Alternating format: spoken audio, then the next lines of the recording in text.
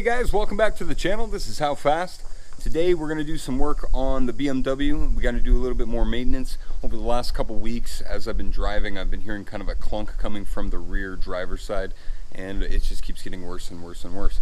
And so I just got these not too long ago, about 8 months ago, and I need to get them fixed. I got to drive to Niagara and back tomorrow. So I had contacted ECS Tuning, which is where I got these coilovers from. These are the Godspeed coilovers, as I'd mentioned before, and they were all over this immediately. Had me fill out a couple things and gave me a tracking number. Here you go. So I had asked them, I said, you know, hey, like, you guys have cartridges to rebuild these shocks? You know, I figured, you know, that's the best I'm going to get out of it. So I was coming home on Thursday. This is what's at my door. A brand new set of coilovers for my car. That's right.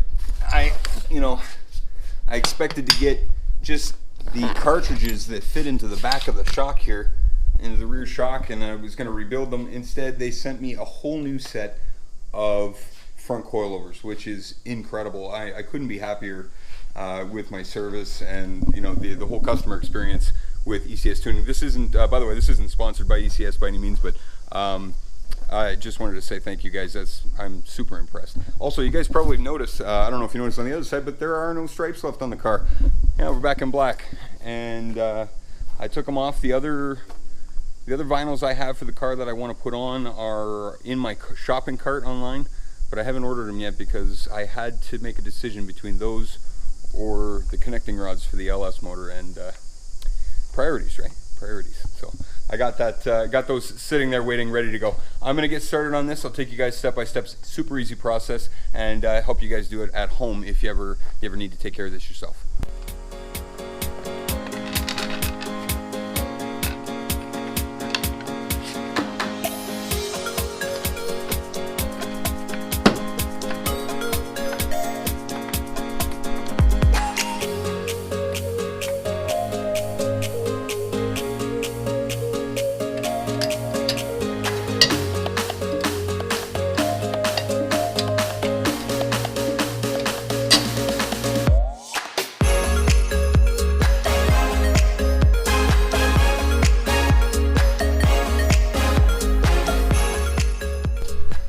Okay guys, so here is the wheel off, and you can see the coilover, the adjustable shock, and the adjustable perch down here. So I'm going to pull these out. There's a bolt on the bottom here, I don't know if you guys can see that, and then there's another one at the top. That's pretty much it. The rest of this all just slips out when you drop this down and disconnect it. So I'm going to pull these out, and I'm probably going to try to readjust this thing. I have a lot. There seems like there's a lot here, but it worked really well for the first 8 months. But maybe if it has a little more travel, I don't know. I'm going to read up on it real quick, and then first things first, got to pull everything out of the trunk and get access to that bolt on the top, or that nut on the top.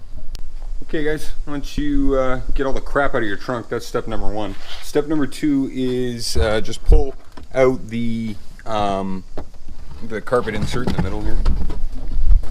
It'll come right out, and then you can just reach up and you can see there's a bunch of, I don't know if you guys can see it here, there's a bunch of little black tabs. You just have to go and pull those out. Maybe if you have an interior or a trim tool, that's usually the best way.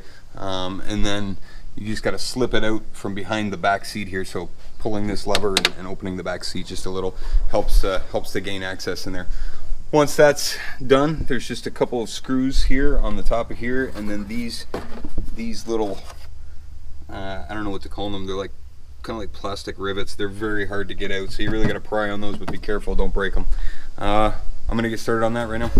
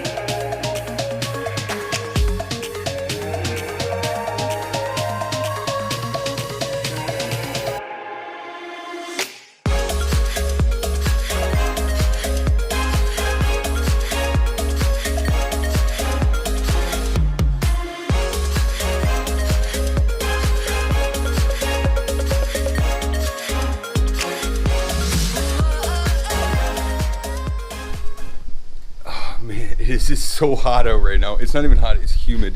There's actually a breeze, but it's just like you can see. And it's, you know what's funny is I watch these other YouTubers who are in Florida who complain that it's humid, and they're like, you guys, you know, in the winter when you complain about it, it's so cold, and you say you're lucky to be there in Florida, and then they say, oh, well, this is what we have to deal with in the summer. We get the winter and the Florida summer here in Southern Ontario. It's sad. It's a sad state of affair. Anyway, enough of my moaning. So pulled out those pins. Those pins are just like all these other ones here. They're two parts. Make sure you don't lose either part. They have to go back in. One slips inside the other like that. So make sure you keep those. There's only a couple of them. I pulled the latch for there, and you now just pull this piece right out. Comes right out. And what we want to get to is under here. So in here, there's the top of our shock.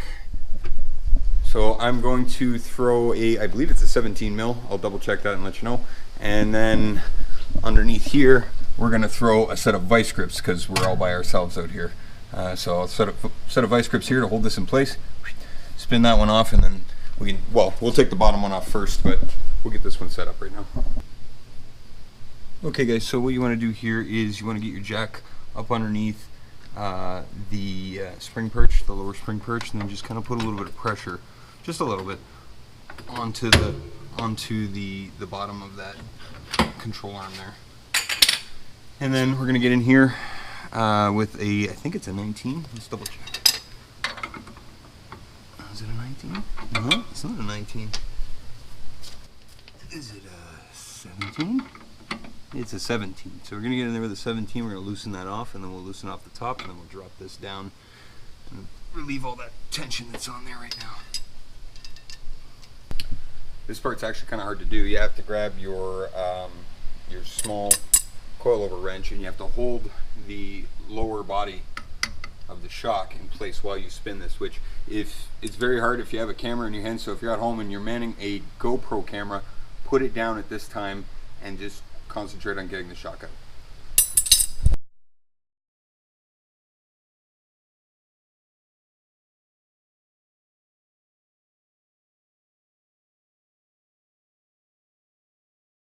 Okay guys, so up in here is a 14 mil. I don't know what I said before. I don't know if I said 14 or 17, but it's a 14.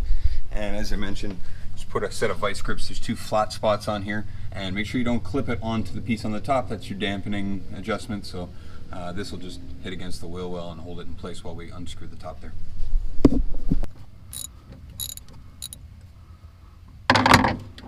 Oh, you know what? Something I just remembered. When you get these originally, you're gonna pull off and reuse these little top hat pieces, but on stock BMWs you need to take the there's like a shock absorbing foam here. This was twice as thick before. I cut this in half, so you got to cut it in half and put it in to fit these. Just a little modification you have to do, not much, but something to keep in mind. Okay, I'm gonna now ever so gently lower the shock and the whole assembly and pull the shock out.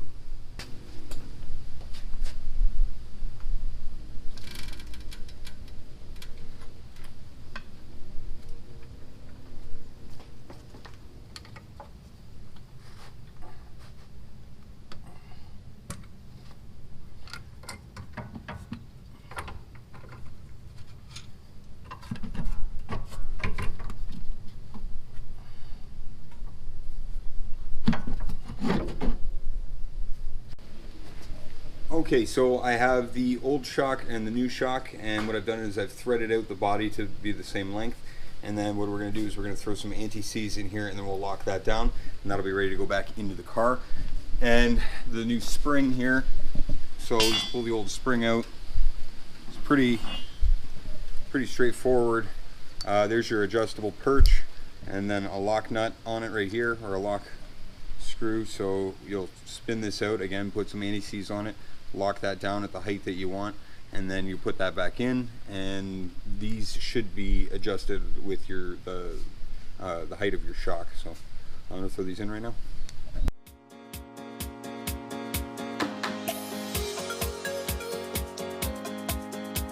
Okay.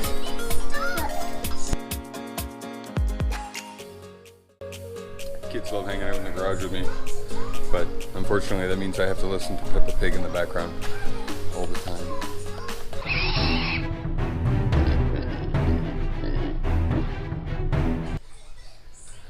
Yeah.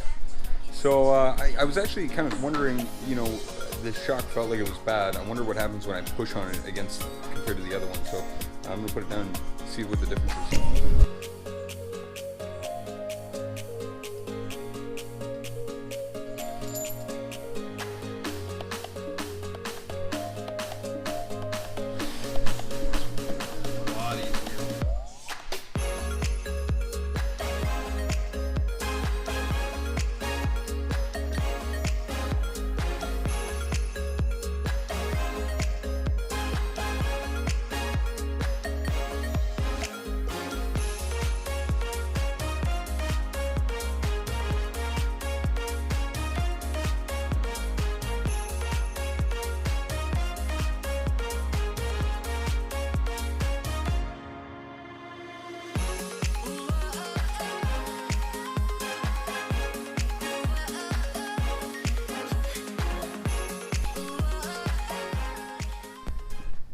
So another thing you want to keep in mind, guys, is, you know, if you're doing what I'm doing and I'm completely replacing with exactly the same setup and the same shock, I have my dampening settings where I like them.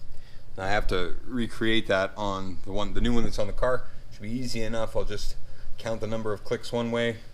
I'll bottom that one out and then back it up to where this one is. So I'll do that right now. So this one I just counted 28 clicks. So put this one up here. 1, 2, 3, 4, 5, 6, 7, 8, 6, 7, 8, 28. Okay, guys, that's going to do it for the rear suspension. Basically, it's exactly the opposite on the other side. I'm going to get started on that right now, but I'm not going to bore you guys with that. I haven't replaced the front. I'm going to replace the front. The only problem I had with those was a small squeak and like some kind of like rubber, something like a bushing or something. I don't know what it was, but I heard that there's some thrust washers I can get in the top, so I'm going to order up some of those before I put the front in. But for now, the back is fixed up so that it's good enough for me to drive tomorrow, and that's what's most important. So I hope you guys found this informative. I hope I didn't miss any steps, and if there's anything that I missed or I got wrong or anything, please let me know. Be sure to stay tuned. We're going to be getting back to work on the LS powered project car and the Porsche 911 GT3 hiding over there in the garage. Those will be coming up in the next couple weeks. So again, guys, thank you so much to all our new subscribers. Don't forget to like and comment and subscribe and share with all your friends and family. We really appreciate it. Be sure to stay tuned. Catch you guys next time. Find out how fast we can make these cars go.